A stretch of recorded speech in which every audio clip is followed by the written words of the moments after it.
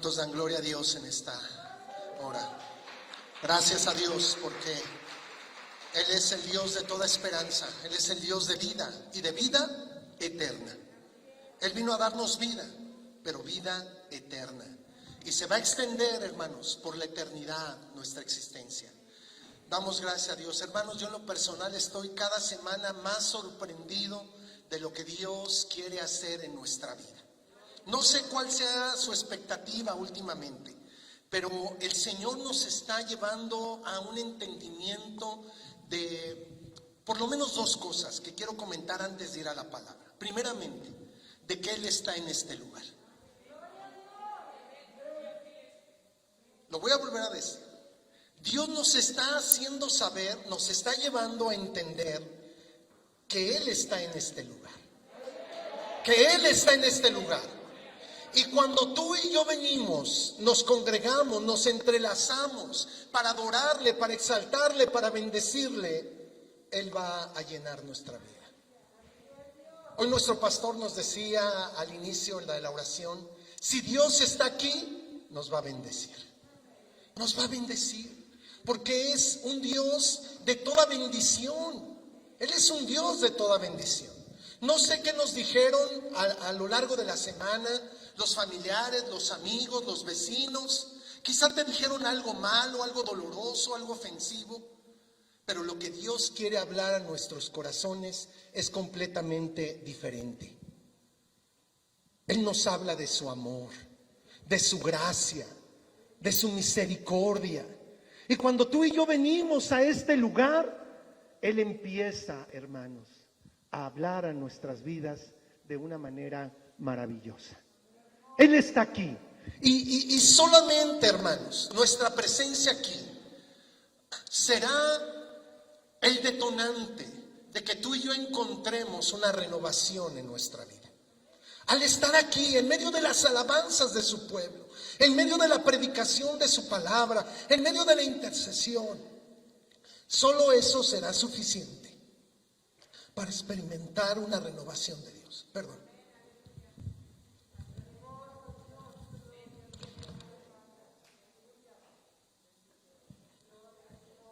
Dile al que está a tu lado, Dios está aquí. En verdad. Perdón. A ver si no se me va la voz, ¿verdad? Espero que se caliente la garganta y ya fluya nuevamente. Ok, esa es una realidad. Y la segunda realidad que hoy me sorprendió de una manera maravillosa es la realidad de su amor. De su amor. Nuestro pastor también soltó algo muy hermoso hace unos minutos y nos llevó a decirle a Dios que le amemos, que le amemos. Y yo pude experimentar al expresarle a Dios la primera palabra de amor, al decirle te amo, Señor, wow, una explosión en mi interior, una libertad maravillosa. Y empezó a fluir, hermanos, desde mi interior, una oración de amor por Dios, como la de un enamorado, como la de una amada por el amado. Y muchos de los cantos que entonamos acentuaban el amor de Dios. Es una realidad y lo que nos acaba de decir nuestra hermana Silvia, el amor de Dios en medio de nosotros. Yo estoy sorprendido verdaderamente de lo que Dios está haciendo y lo que va a hacer en medio de nosotros. Hay problemas, hay dificultades, pero la obra de Dios no se detiene. La obra de Dios en medio de su pueblo va en aumento. Va en aumento y será gloriosa. Muy bien, amados hermanos, pues sean todos bienvenidos. Sean todos bienvenidos. Pueden voltear al que está a su lado, al que está atrás y decirle, eres bienvenido a esta casa. Qué bueno que estás aquí. La verdad sea dicha, no podríamos haber estado en ningún otro mejor lugar. No hay otro mejor lugar que estar en la casa de Dios, buscando al Señor, teniendo un tiempo con Él maravilloso, especial, el primer día de la semana. Y es precisamente, hermanos, de lo que hoy vamos a estar hablando. Hoy quiero compartirles acerca de un asunto muy importante y les voy a decir por qué. El asunto es las primicias. No sé si usted ha escuchado alguna vez acerca de las primicias. Y hoy vamos a hablar un poquito acerca de ello. Necesitamos ir a la palabra y que la palabra nos pueda dar luz acerca de este asunto tan importante en estos tiempos. ¿Por qué hablar de primicias? Le voy a comentar algo. En los últimos años, Dios nos ha llevado a participar de entregar primicias y a través de esta acción que vamos a considerar el día de hoy, Dios ha traído una gracia muy singular, muy hermosa, específica, que ha bendecido el área financiera en la vida de su pueblo. Porque Dios nos bendice de una manera integral. La bendición de Dios no solamente tiene que ver con los aspectos espirituales, claro que sí, eso es determinante, pero también Dios quiere bendecir nuestra alma, nuestras emociones, nuestra voluntad. Él quiere bendecir nuestra vida familiar. Él quiere bendecir nuestra vida económica. Él es el Dios de toda bendición, pero de una bendición integral. Y uno de los aspectos que ha roto barreras, obstáculos, para que muchas familias puedan vivir en una prosperidad económica es el asunto de las primicias. De las primicias. Y hoy vamos a ver por qué. ¿Por qué es tan importante? ¿En qué contexto el Señor habló acerca de reconocerle a Él? Quiero que me acompañe, por favor, a Deuteronomio, capítulo 26, por favor. Y vamos a leer del versículo 1 al versículo 11. El primer año que empezamos a hablar de primicias, vimos milagros y maravillas a través del resto del año, porque lo hicimos en febrero. Y pudimos ver en la congregación milagros y maravillas de Dios en el área económica. Eso fue antes de la pandemia, hace como 4 o 5 años. Y en medio de la pandemia seguimos atendiendo el asunto de las primicias y las familias también experimentaron una gracia maravillosa de Dios en medio de la pandemia para salir adelante en cualquier compromiso económico. Es decir, que Dios no tuvo limitaciones para bendecir a su pueblo por medio de lo que Él dice en su palabra, por medio de lo que Él ha preparado para cada uno de nosotros. Así es de que, amados hermanos, yo creo con todo mi corazón, porque lo he visto durante por lo menos 4 o 5 años, que cuando tú y yo le damos a Dios el primer lugar, porque a eso nos lleva a pensar la palabra primicias, lo primero, que al darle al Señor el primer lugar en nuestra vida y en todo lo que somos y en todo lo que vivimos, algo maravilloso sucede.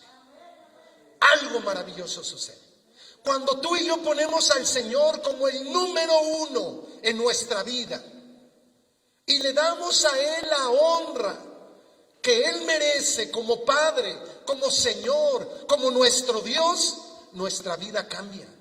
Nuestra vida es completamente diferente. Y yo creo que en estos tiempos una de las áreas que más ha afectado esta pandemia es el área económica.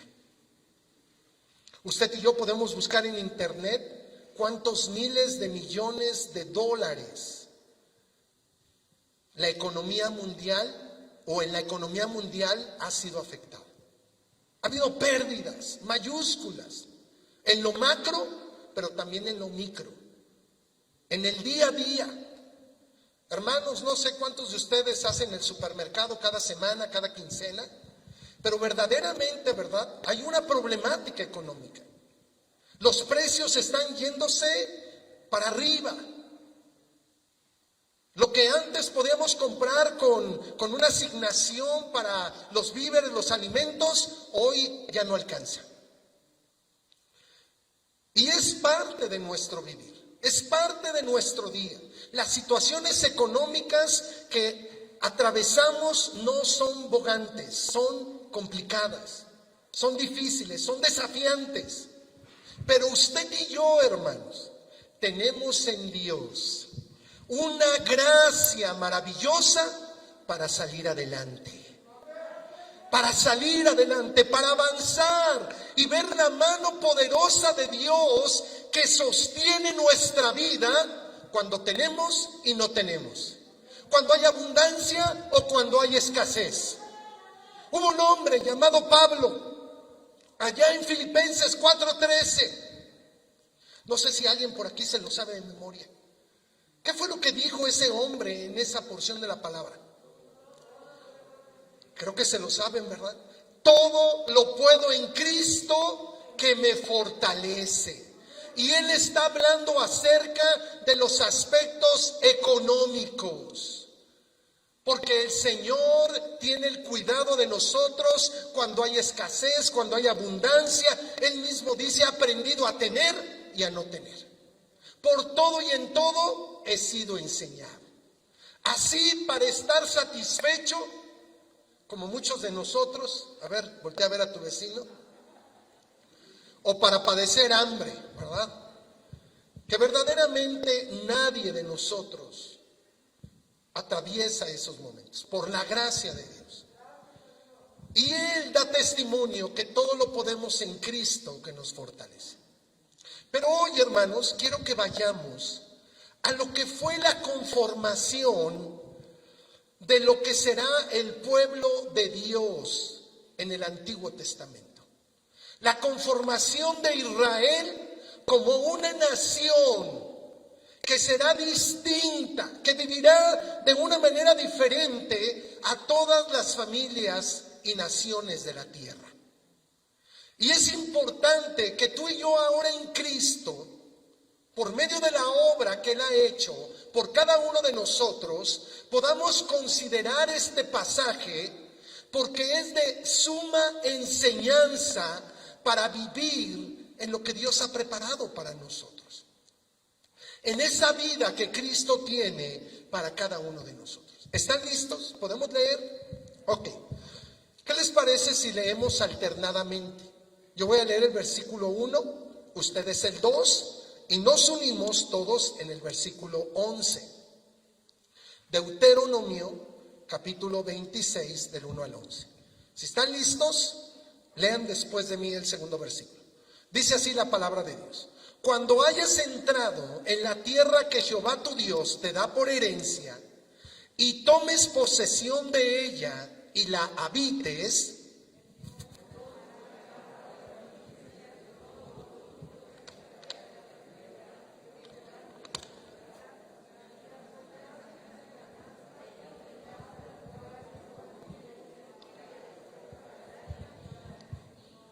y te presentarás al sacerdote que hubiere en aquellos días, y le dirás, declaro hoy a Jehová tu Dios, que he entrado en la tierra que juró Jehová a nuestros padres que nos daría.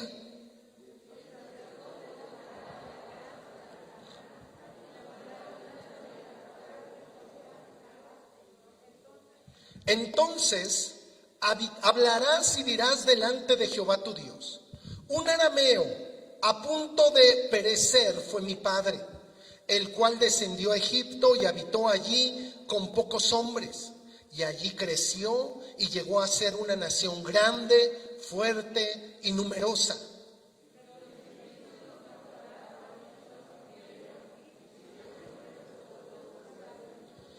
Y clamamos a Jehová, el Dios de nuestros padres. Y Jehová oyó nuestra voz y vio nuestra aflicción, nuestro trabajo y nuestra opresión.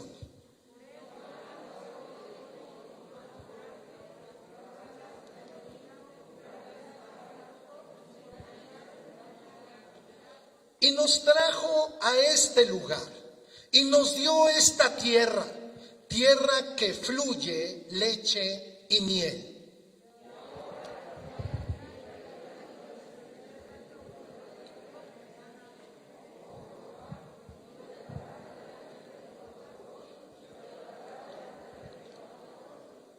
Juntos, y te alegrarás en todo el bien que Jehová tu Dios te haya dado a ti y a tu casa, así tú como el levita y el extranjero que está en medio de ti. Esta es la palabra que hoy quiero que consideremos, pero para llegar a ella tenemos que remontarnos, hermanos, al año 1446. Y quizá usted, igual que yo, no somos muy buenos para la fecha, pero solamente es una referencia. Año 1446 antes de Cristo. Fue el año donde Dios liberó al pueblo de Israel de la esclavitud, que por más de 430 años había sufrido en la tierra de Egipto. El libro de Génesis, el primer libro de la Biblia, nos termina revelando que 70 personas de la familia de Jacob entraron a Egipto. 70 personas. José, que fue un instrumento de preservación para esa familia, había sido encumbrado a lo más alto del gobierno de Egipto.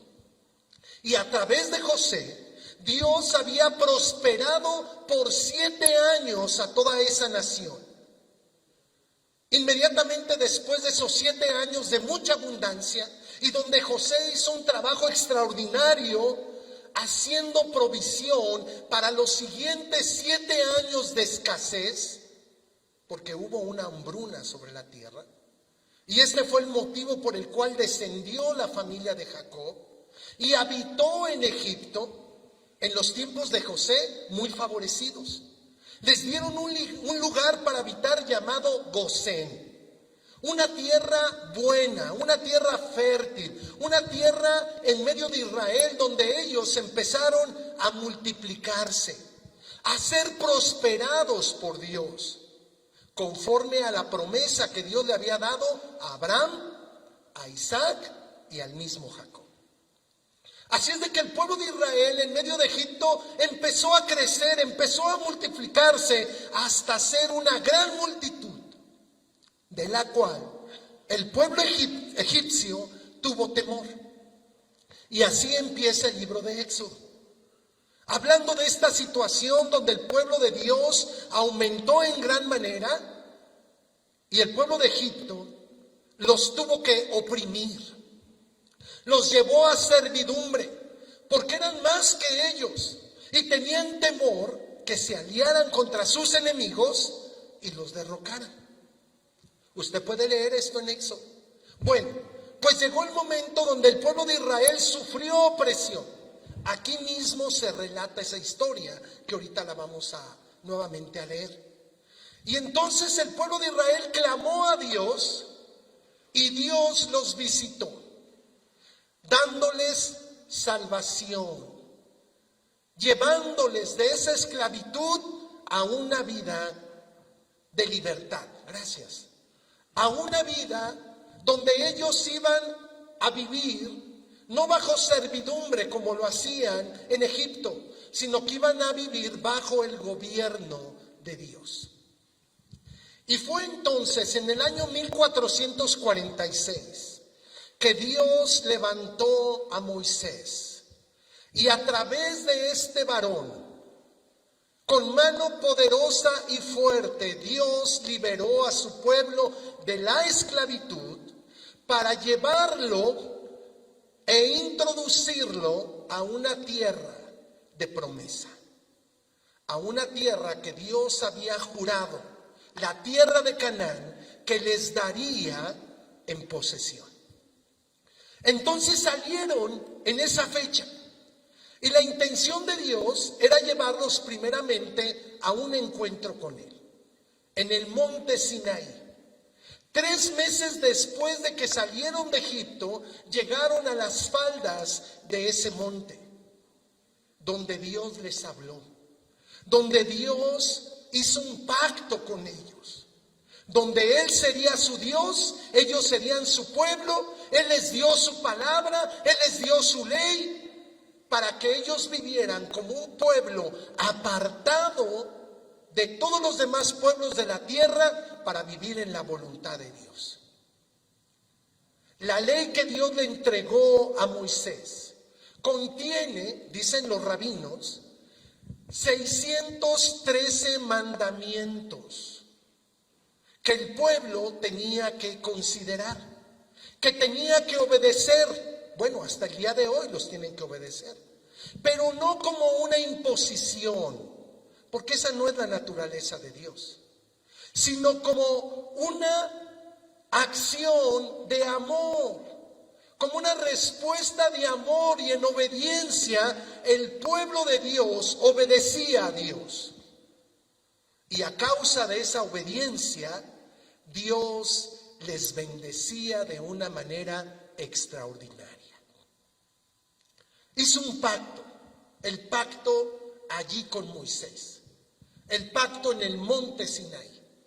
Si ellos atendían su voz, ellos iban a ser su especial tesoro. ¿Sí?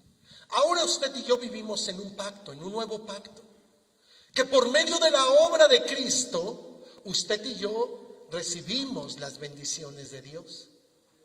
Pero Cristo cumplió lo que Dios había establecido en su palabra. Él no vino a abrogar esa ley, vino a cumplirla. Y en su obediencia, usted y yo somos beneficiados. Lo voy a volver a decir. En la obediencia de Cristo, usted y yo somos bendecidos. En la obediencia de Cristo, usted y yo recibimos el favor de Dios. Claro que ahora, al conocerle, queremos vivir en su voluntad. Queremos vivir bajo lo que Él ha revelado en su palabra.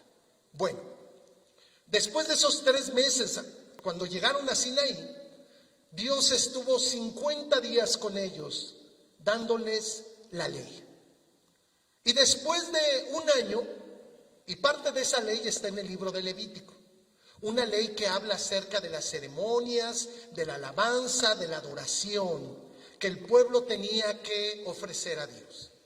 Después de casi un año que estuvieron allí en Sinaí, emprendieron un viaje que tenía el propósito de parte de Dios de introducirlos a la tierra prometida. Era un viaje que dicen los estudiosos que no iba a tomar más de 6 meses por la multitud del pueblo que era, porque el pueblo que salió de Egipto no era un pueblo pequeño. No era un grupo de personas como nosotros, no. Era una multitud de cerca de 2 millones de personas. Imagínense, el caminar en el desierto, las jornadas en el desierto, conduciendo a una multitud de cerca de 2 millones de personas. Eso lo hizo Moisés. A su lado estaba Aarón, su hermano. También había una mujer allí, su hermana María o Miriam. Eran los líderes, había otros 70 líderes dentro de Israel, y había principales ahí en las tribus, y emprendieron el viaje. Y Dios los quería introducir a la tierra de Canaán. Sin embargo, esa generación fue una generación incrédula. Y no creyó que Dios les podía dar esa tierra en heredad. En un momento, cuando ya estaban en la frontera, vislumbrando la tierra de Canaán, enviaron 12 espías. Usted conoce la historia, quizá solamente estoy recordando estos aspectos. Enviaron 12 espías. Después de caminar por la tierra y traer del fruto de esa tierra, 10 espías trajeron un informe desalentador. Y le dijeron a todos los demás de sus hermanos que no iban a poder conquistar esa tierra. Que eran pan, o que ellos se veían como pan para las personas que habitaban ahí. Que eran como langostas, hoy diríamos como cucarachas. Que ahí estaban los gigantes, los hijos de Anac. Que era imposible pensar el conquistar esa tierra. Y más aún cuando el pueblo de Israel era un pueblo que no sabía nada de batallas. Era un pueblo principalmente de pastores. Y entonces dudaron de Dios. Dios les había dicho que se las iba a dar, y toda esa generación de 20 años en adelante, todos de 20 años en adelante, murieron en un desierto. Y ese viaje que iba a durar 6 meses se convirtió en un viaje de 39 años más, vagando en el desierto, hasta que esa generación incrédula murió. Murió. Y ahí le puedes decir a tu vecino: la incredulidad nos mata. ¿Sí? La incredulidad nos impide vivir en las promesas de Dios. La incredulidad produce una tragedia en la vida de los hijos de Dios, porque les impide disfrutar de lo que Dios ha prometido, de lo que Dios tiene para nuestras vidas. Bueno, murió toda esa generación. Y Moisés estuvo allí desde los 40 años, o bueno, después de que partieron ya tenía 41. 39 años más.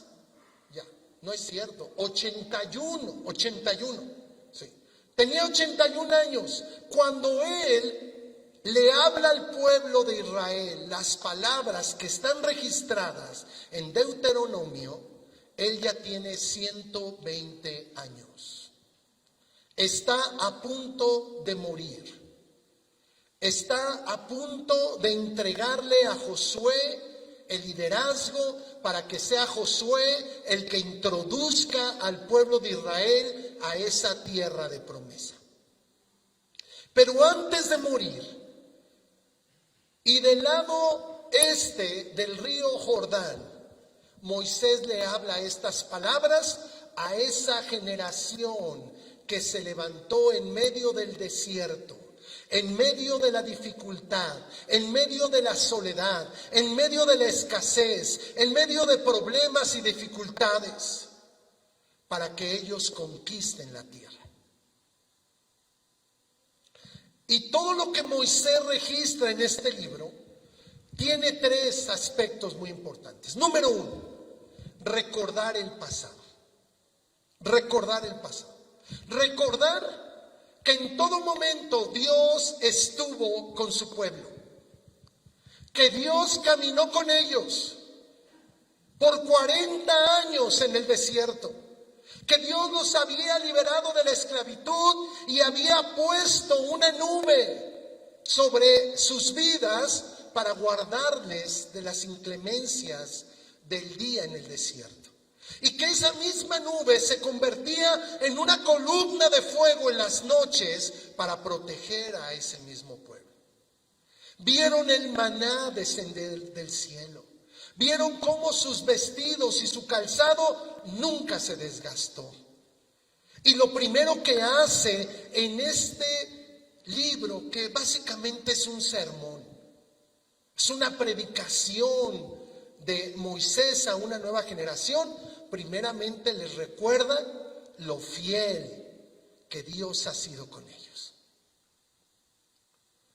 Y si tú y yo hoy reflexionáramos un poquito en lo que sucedió el año pasado, el antepasado, lo que ha ocurrido en nuestro pasado, podemos también dar testimonio de la fidelidad de Dios. Y es importante que de tiempo en tiempo tú y yo recordemos las maravillas que Dios ha hecho en nuestras vidas. Y que le demos gloria y alabanza porque Él ha estado con nosotros. Eso es lo primero. Lo segundo, en su predicación, es hablar del presente. Un mensaje que llevó al pueblo de Israel a reflexionar en lo actual, en el presente, en cómo estaba su vida el día de hoy. Lo que Dios hizo fue glorioso, pero lo que Dios quiere hacer hoy en nuestra vida es de la misma naturaleza. Lo que Dios hoy quiere que tú y yo vivamos Es algo tan grande, tan profundo, tan glorioso como lo que vivimos ayer. Si en el ayer hemos tenido experiencias fervorosas, gloriosas con Dios, el Señor hoy tiene para nosotros. Hoy el Señor quiere que las volvamos a experimentar. Y es por eso que le habló al pueblo de Israel acerca del presente, para que amaran a Dios, para que lo reconocieran, para que obedecieran sus mandamientos y vivieran en la bendición que Dios tenía para ellos. Pasado, presente y la última parte de esta predicación de Deuteronomio está dirigida hacia el porvenir, hacia el futuro. Cuando el pueblo de Israel conquistara la tierra. Esto iba a ocurrir meses después a través del liderazgo de Josué. Esa conquista de Canaán les tomó 7 años para que toda la tierra que esa generación iba a conquistar fuera de ellos. 7 años. Pero aquí Moisés les habla acerca del porvenir y de cómo ellos tienen que vivir. Así es de que la palabra de Dios, hermanos, nos lleva a considerar la obra que Él hizo por nosotros. Nos lleva a entender lo que Él está haciendo el día de hoy en nosotros, pero también, hermanos, nos proyecta hacia el futuro para ver lo que Dios ha preparado para nuestra vida. Ahora, el pasado ha quedado atrás. Dile al que está a tu lado, el pasado, pasado. Y es que esto es importante, hermanos, porque muchos de nosotros llegamos a vivir en un eterno pasado. Es que yo fui, es que yo hice, es que yo esto, es que yo aquello, pero ya quedó atrás. Y qué bueno, aleluyita por lo que Dios hizo contigo en el pasado. Pero hoy la obra de Dios tiene que ser algo maravilloso en nuestra vida. El día de hoy podemos experimentar esa presencia maravillosa de Dios en medio de nosotros. Dios quiere ser relevante en nuestro presente. Dios quiere trascender en nuestra vida, en lo que hoy día estamos viviendo. Allí el Señor quiere obrar, allí el Señor quiere manifestar su grandeza y su infinito poder. Y también, hermanos, el futuro, el día de mañana, podemos nosotros vislumbrarlo a través de la revelación de Dios en su palabra. Usted y yo, a través de las Escrituras, sabemos, hermanos, cuál será la conclusión, cuál será el desenlace, cuál será el final de este mundo y del pueblo de Dios. Y Dios ha preparado para nosotros una eternidad maravillosa para estar con Él. Nuestro futuro está en las manos de Dios. Nuestro futuro está en el propósito eterno de Dios. Es por eso que Moisés le habla al pueblo de Israel acerca de los días venideros y cómo ellos tienen que vivir. Porque Dios nos revela claramente cómo quiere que vivamos el día de mañana. No nos deja a la deriva, sino que Él ha trazado un plan y propósito maravilloso para cada uno de nosotros. Y entonces llegamos al capítulo 26 de Deuteronomio.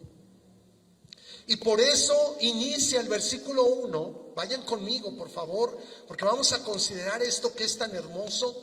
Dice Moisés, Dios hablando al pueblo de Israel a través de este gran profeta, de este gran pastor, de este gran líder en medio del pueblo. Cuando hayas entrado en la tierra que Jehová tu Dios te da por herencia y tomes posesión de ella y la habites, está hablando del futuro, está hablando de lo que viene, está hablando del día de mañana, está hablando de la vida que a Dios le agrada, que ellos establecerán en medio de Canaán. Entonces, versículo 2, tomarás de las primicias de todos los frutos que sacares de la tierra que Jehová tu Dios te da, y las pondrás en una canasta, e irás al lugar que Jehová tu Dios escogiere, para hacer habitar allí su nombre. Cuando vivas en esa tierra que Dios te ha heredado, que Dios te ha dado, ellos se convertirían, hermanos, en un pueblo agrícola y ganadero principalmente. En esos albores de la vida nacional de Israel, ellos se dedicaron a la siembra de la tierra, a la cosecha de los frutos de la tierra y a la ganadería, a los rebaños. Esa fue la forma en que Dios estableció a su pueblo en un principio. Y entonces por eso Moisés le dice al pueblo: cuando estés allí, cuando estés en ese lugar, vas a tomar las primicias de todos los frutos que sacares de la tierra que Jehová tu Dios te da. Porque de Jehová es la tierra y su plenitud, el mundo y los que en él habitan. Dile a tu vecino: tú eres de Dios, ¿sí?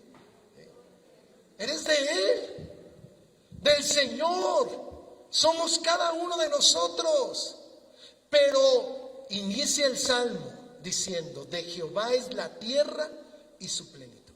Es por eso que Dios le entregó esta tierra llena de bendición a su pueblo en aquel entonces, para que su pueblo viera la bendición de Dios en sus vidas, en sus familias, en sus tribus, y el mundo conociera la grandeza incomparable del Dios de Israel, que es único, que no tiene comparación.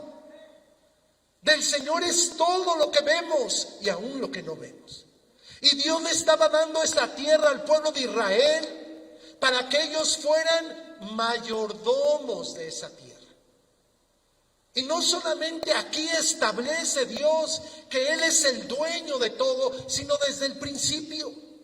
Cuando Dios creó al hombre y lo plantó en el huerto de Edén para que lo labrase y para que lo cuidase. El hombre no es el dueño de nada. El dueño es Dios. Él es el dueño de todo. Él es el dueño de nuestra vida. Y aquí Moisés le dice: de eso que Dios te da por herencia, de esa tierra que vas a tener, que es tuya, que Dios te la da, vas a tomar las primicias. Claro que el pueblo tenía que trabajar, el pueblo tenía que sembrar, el pueblo tenía que cuidar esa siembra, tenía que estar allí presente para ver la cosecha crecer de cualquiera de los frutos que iba a dar. Pero cuando llegaba el tiempo de la cosecha, entonces el pueblo de Israel, cada uno tenía que tomar una canasta, ¿verdad? Una canasta. Y en esta canasta el pueblo iba a colocar los frutos de la tierra, los frutos que eran las primicias de lo que Dios les estaba dando. Así dice el versículo número 2, ¿verdad? De una manera muy clara, dice así la palabra. Entonces tomarás de las primicias de todos los frutos que sacares de la tierra, que Jehová tu Dios te da. De esos frutos, y las pondrás en una canasta, e irás al lugar que Jehová tu Dios escogiere para hacer habitar allí su nombre. Entonces, el pueblo recolectaba los primeros frutos de sus cosechas. Es más, hay una fiesta que se estableció en el pueblo de Israel, que es la fiesta de las primicias. 50 días después de la Pascua, en la fiesta de Pentecostés, allí el pueblo de Israel subía de todo lugar, de todas las tribus, subía al lugar de adoración para ofrecerle al Señor a través de las primicias, a través de estas ofrendas que tienen que ver con la adoración a Dios, los primeros frutos.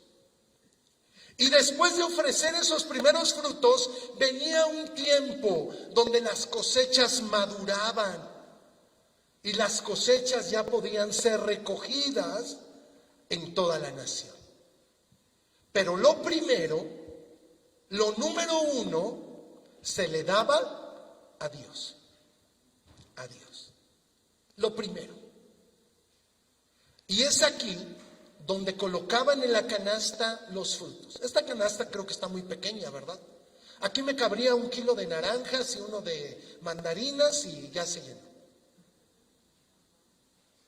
Pero usted puede pensar, y podemos pensar, en una hectárea de tierra que da frutos, y los primeros eran recolectados, eran depositados en una canasta, y luego iba uno, o iban los israelitas, al lugar que Dios había destinado.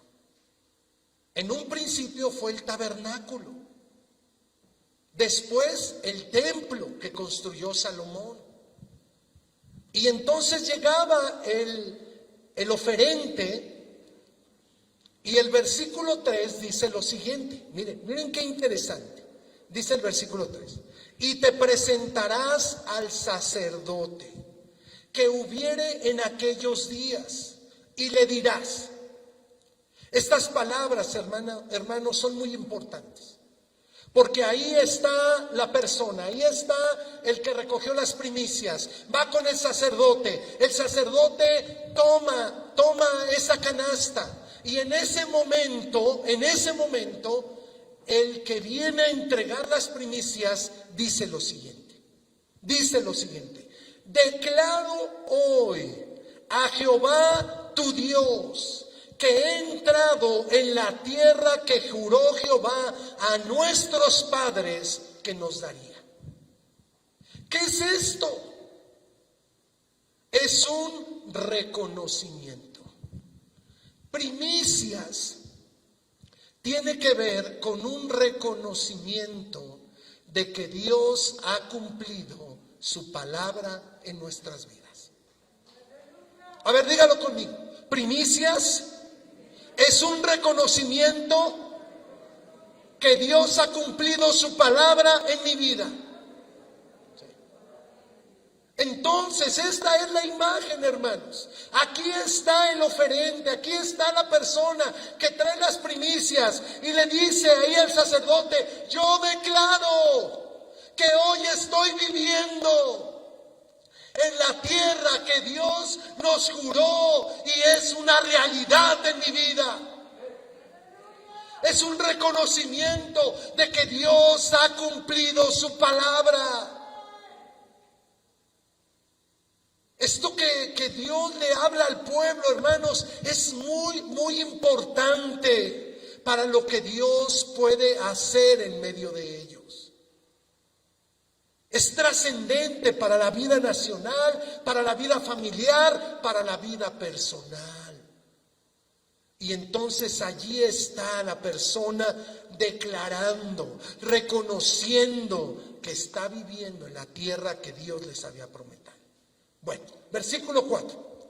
Y el sacerdote, que era el ministro del Señor, el mediador entre Dios y el pueblo, dice el versículo 4, tomará la canasta de tu mano y la pondrá delante del altar de Jehová tu Dios. El altar era el lugar donde se ofrecían los sacrificios, las ofrendas. Había sacrificios de animales, había sacrificios vegetales, ofrendas vegetales, y también había ofrendas líquidas que se llaman libaciones. Entonces el sacerdote tomaba las primicias y las ponía en el altar de Dios. Porque esas primicias, ¿a quién le pertenecían? A Dios. Primicias es el reconocimiento de que lo primero le pertenece a Dios. Lo mejor. En otros capítulos el Señor, y principalmente de Éxodo y de Levítico, dice la palabra que todo aquel que abre matriz, todo primogénito, lo primero, primogénito, le pertenece a Dios. Y había algo que se llamaba redención por los primogénitos. Es decir, el matrimonio, la familia, si quería redimir el matrimonio a su primogénito, tenía que llevar una ofrenda delante de Dios. Tenía que comprar en ese sentido la vida de esa persona que le pertenecía a Dios. Pero no solamente de los hombres, sino también de los animalitos. Entonces ahí estaba un becerrito recién parido y era el primogénito de su madre, ese le pertenecía a Dios. O de las ovejas, el primero le pertenecía a Dios. Si la familia quería quedarse con ese becerrito, tenía que comprarlo. Y Dios había establecido una medida para la redención, para que ahora la familia pudiera disfrutar de ese animalito o de esa cosecha. Era la ley de la redención. Bueno, le pertenecían a Dios y el sacerdote las colocaba en el altar. Allí estaban en el altar. Ya no eran del oferente, no eran del sacerdote, son de Dios. Y luego, versículo número 5. Entonces, hablarás y dirás delante de Jehová tu Dios. Allí, el oferente delante del sacerdote. Ahí está el sacerdote, aquí está el oferente. Y delante de Dios, delante del altar, delante del ministro, el que venía a ofrecer las primicias empezaba a decir lo siguiente. Este es un testimonio, hermanos, un testimonio maravilloso de lo grande y glorioso que es Dios.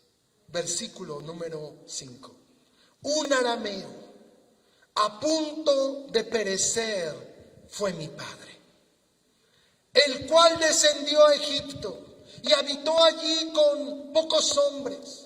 Y allí creció y llegó a ser una nación grande, fuerte y numerosa. Y los egipcios nos maltrataron y nos afligieron y pusieron sobre nosotros dura servidumbre. Y clamamos a Jehová, el Dios de nuestros padres. Y Jehová oyó nuestra voz y vio nuestra aflicción, nuestro trabajo y nuestra opresión.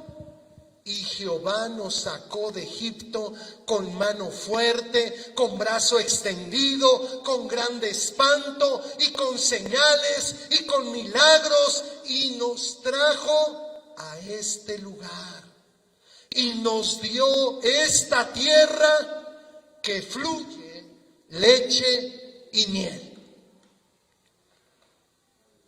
Y nos dio esta tierra que fluye leche y miel. Yo diría, aleluyita, aleluya, gloria a Dios.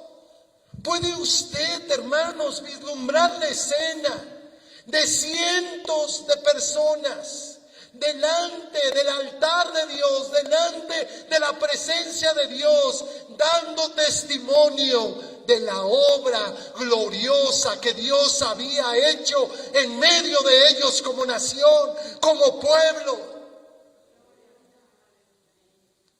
Es un testimonio maravilloso de la salvación de Dios, de la fidelidad de Dios.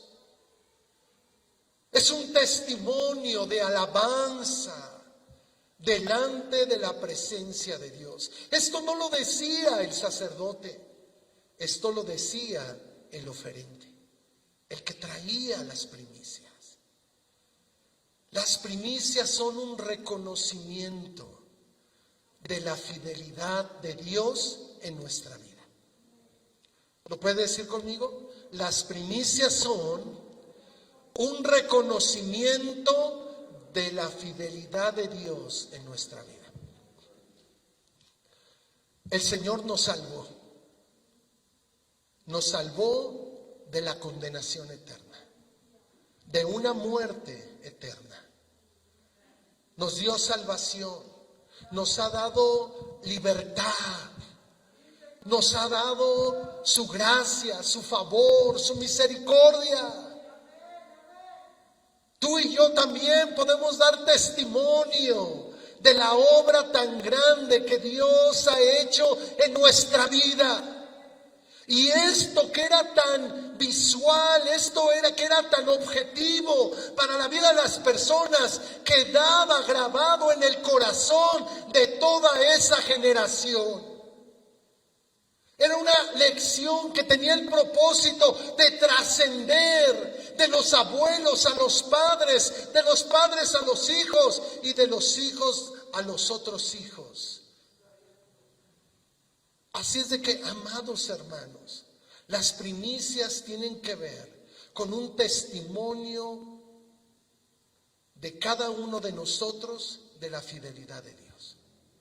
Ahora, ahí no termina todo. Versículo 10.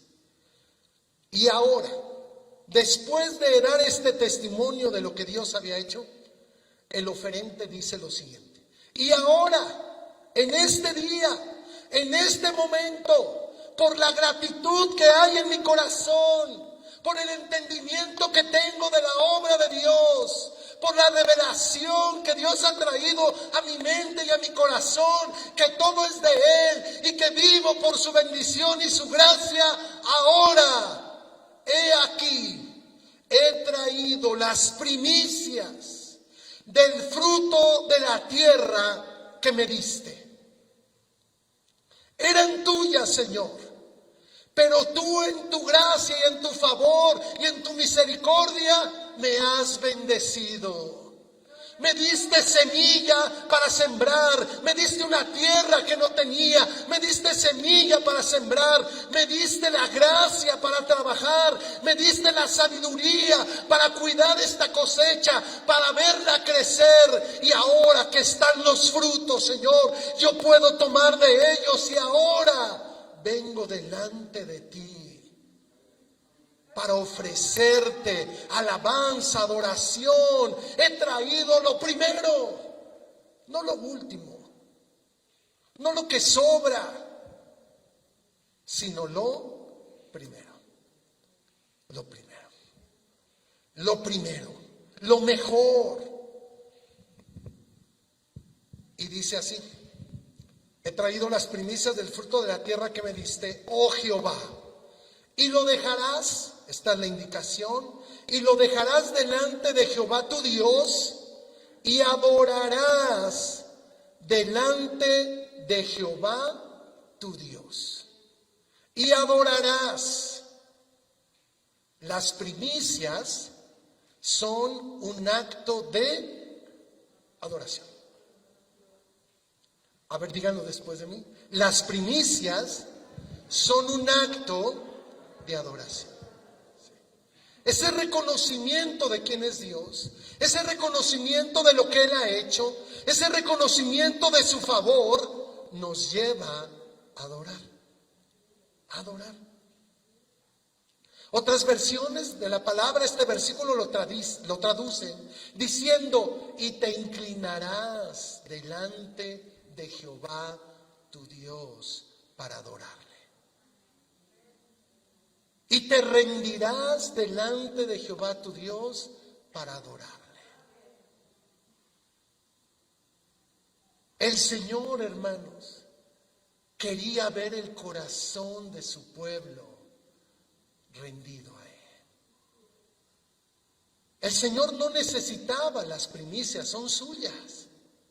Lo que el Señor deseaba era el corazón de su pueblo entregado a Él. El Señor no está buscando adoración. ¿Qué está buscando el Señor en estos días? ¿Qué está buscando? Adoradores que le adoren en espíritu y en verdad. Al llevar las primicias al lugar de la presencia de Dios, era un momento profundo de adoración a Dios. Y tú y yo, hermanos, en este tiempo queremos adorar a Dios con todo nuestro ser, con todo lo que somos y con todo lo que hacemos. Las primicias es un acto de adoración. Y eso no solamente fue para Israel, eso tiene que ver con la obra de Cristo. Eso tiene que ver con nuestro corazón rendido a Dios, porque le pertenecemos a Él. Hay una figura muy hermosa que utiliza el apóstol Pablo en el capítulo 12 de Romanos, cuando le dice a la iglesia que presentemos nuestros cuerpos como sacrificio vivo, santo, agradable al Señor, que es nuestro culto racional. El sacrificio que ahí está enmarcando el apóstol Pablo es el holocausto. Es el sacrificio que se entregaba plenamente, de una manera completa. Había otros sacrificios donde el sacerdote tomaba una parte, donde se le daba otra parte al extranjero, donde se le daba otra parte al que venía a traer el sacrificio, pero el holocausto se dedicaba completamente a Dios, completamente a Dios. Este acto de las primicias termina delante de Dios en adoración. Por eso, traer primicias delante de Dios, hermanos, es tan poderoso.